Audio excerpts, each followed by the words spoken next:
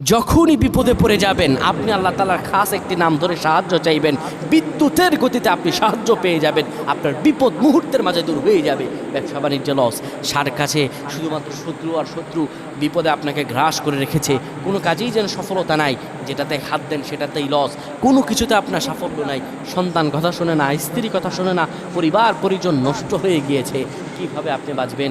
প্রবাসে আটকা পড়ে গেছেন, আসতেও পারেন না, কোনো কাজও পাচ্ছেন না, আপনি আমলটা করেন।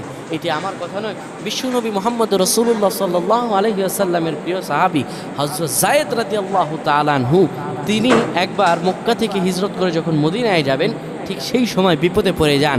ওনাকে একটি লোক বিপদে আটকে ফেলে এবং ওনাকে হত্যা করার চেষ্টা করে। তখন তিনি আল্লাহ তাআলার এই খাস নামটি ধরে সাহায্য চেয়েছিলেন, আল্লাহ তাআলা তাকে বিপদ থেকে মুক্ত করেছেন। সুবহানাল্লাহ। সেই দোয়াটা কি?